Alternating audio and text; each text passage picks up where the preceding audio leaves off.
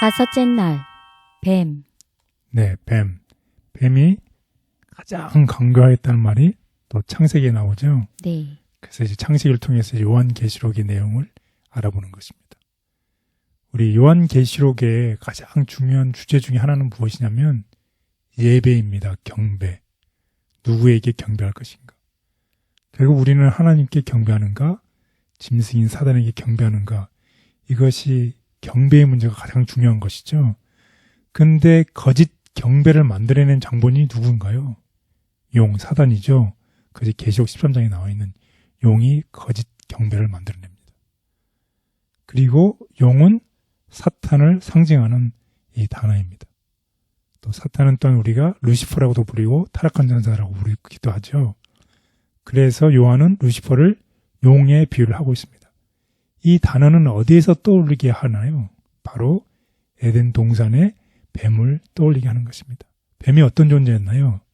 뱀은 아담과 하와를 속여서 하나님에 맞서 싸우도록 한 장본인이 뱀, 용, 거짓 경배를 만들어낸 장본인이 되겠습니다. 그래서 이 뱀이 가장 강교했던 것입니다. 우리 창세기 3장에 있는 내용을 통해서 알아보겠습니다. 창세기 3장 1절에서 5절. 그런데 뱀은 여호와 하나님이 지으신 들짐승 중에 가장 간교하니라. 뱀이 여자에게 물어 이르되 하나님이 참으로 너희에게 동산 모든 나무의 열매를 먹지 말라 하시더냐. 여자가 뱀에게 말하되 동산 나무의 열매를 우리가 먹을 수 있으나 동산 중앙에 있는 나무의 열매는 하나님의 말씀에 너희는 먹지도 말고 만지지도 말라 너희가 죽을까 하노라 하셨느니라. 뱀이 여자에게 이르되 너희가 결코 죽지 아니하리라. 너희가 그것을 먹는 날에는 너희 눈이 밝아져 하나님과 같이 되어 선악을 알 줄 하나님이 아시니라. 네, 창세기 3장을 보면 이 뱀이 하와를 어떻게 잘못된 하나님에게서 멀리 가게 하는 거짓된 진리를 말하는 그런 광경이 묘사되어 있죠. 그래서 하나님은 우리가 지난 시간에 배웠던 것처럼 내가 반드시 정령 어떻게 죽으리라. 여기 보면 3장 3절에 보면 너희가 4절에 보면 3장 4절에 보면 뭐라고 얘기했나요? 뱀이 여자에게 이르되 너희가 결코 죽지 아니하리라. 네, 상반된 내용을 얘기하고 있죠. 그래서 하나님에 대해서 상반된 내용으로 하나님의 품성을 오해하고 하나님의 경배를 가로채가고 그런 존재가 누구라는 것이요? 뱀이라는 것이요. 뱀. 그리고 사람을 속이는 자. 따라서 성경에는 사탄이 어떻게 세상의 사람들을 속여서 하나님에게부터 멀어지게 하는 두 가지의 이야기가 있는데 첫 번째 이야기가 어디에 나와 있나요? 우리가 지금 봤던 것처럼 아담과 하가 지구에 있을 두 사람이었을 때 그 일이 창세기에서 일어났습니다. 그리고 두 번째 이야기는 요한계시록 12장과 13장에서 요한은 사탄이 세상의 모든 사람을 속인다라고 얘기를 하고 있어요. 사탄은 바다 짐승에게 능력을 주고 그 후에 사탄은 땅 짐승을 이용해서 세상의 모든 사람들이 바다 짐승을 경배하도록 만든 이야기가 나와 있어요. 그러니까 이 계시록에 나와 있는 내용을 우리가 이해하기 위해서 첫 번째 이 정체인 이 사탄이 이미 언제 이 일을 시작했다. 창세기에서 이미 시작을 했다는 거지. 그래서 성경에서 가장 중요한 마지막 시대 중에 하나는 하나님과 사탄 사이에 있는 전 세계적인 전쟁, 곧 우주적인 전쟁이죠.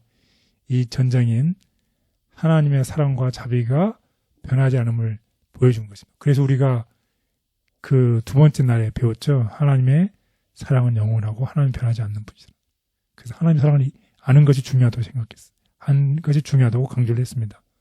그런데 사탄이 존재하는 한 사탄은 자신의 계획을 전혀 바꾸지 않고 따라서 하나님과의 싸움은 결코 멈추지 않을 것이다. 결국 하나님과 사탄과의 대쟁터는 계속될 것이다. 이것이 창세기 3장 15절에 기록되어 있다고 우리 배웠죠. 이런 모든 내용들이 이미 서두인 책인 창세기에 이미 다 기록되어 있다는 거지. 그리고 우리는 아까도 말씀을 드렸지만 그 싸움을 통해서 누가 승리한다. 여자의 후손이 승리한다는 것을 아는 것이죠. 그리고 우리는 이 공부를 하는 것입니다. 따라서 사탄은 자신이 누구인지를 사람들에게 숨길 수 있지만 요한계시록과 인간의 역사를 통해서 사탄이 에덴 동산에서 사용했던 계획, 속였던 그 계획을 지금도 여전히 사용하고 있다는 것을 보여준다는 거지. 그래서 요한계시록의 이 사단의 속임수는 어디에서 왔다? 에덴 동산에 사용한 그 사단의 속임수와 동일하다는 것입니다. 그래서 상세를 공부하는 것이 중요하다는 것이죠. 그래서 하나님은 우리에게 이 사탄을 이길 지혜와 이해를 약속하셨습니다. 사탄은 과거에 사람들을 속였고 지금도 속이고 있고 미래에는 더 많은 사람들을 속일 것이에요. 그렇지만 그것에서 속임을 당하지 않는 유일한 안전책, 그것은 어디에 있나요? 그것은 바로 성경입니다. 우리가 성경을 읽고 하나님의 말씀을 묵상할 때 또 창세기로부터 요한계시록에 있는 사단의 속임수를 알게 되고 또 하나님의 사랑을 이해하게 되고 하나님의 구속의 진리를 깨닫게 되고 하나님이 우리를 얼마나 사랑하는지를 알게 되고 하나님의 편에 서고 하나님을 경배하게 되는 그 성경책을 우리가 묵상할 때에 우리가 사탄의 거짓말로부터 어떻게 할 수 있다. 보호받을 수 있다. 네, 유일한 안전책입니다. 그래서 우리는 사단의 정체가 성경을 통해서 점점 알 수 있게 될 것입니다. 점점 드러나는 사탄의 정체. 사탄의 성품은 하나님의 아들을 이기고 파괴하려는 그의 노력을 통해 우주 앞에서 점점 드러나고 그리스도에 의해 창조된 타락하지 않은 세상 앞에 그의 진정한 악의가 분명해지고 있었다. 뱀은 살인적인 송곳니로 그리스도의 발뒤꿈치를 찌를 때마다 자신의 불만과 파멸을 더욱 확실하게 만들고 있었다. 사탄은 여러 모습으로 시험하지만 역사, 예언을 종합해보면 에덴에서 사용한 전략에서 벗어나지 않는다. 말씀을 믿고 준비할 때 꾀임에 속지 않을 것이다. 간교한 원수의 유혹. 사탄은 뱀의 교활로 일을 하되 필요하다고 볼 때는 사자의 잔인성으로 한다. 영혼들의 파멸이 그의 유일한 기쁨이고 그들의 멸망이 그의 유일한 일이다. 그럼에도 불구하고 우리는 마치 마비된 것처럼 행동할 것인가?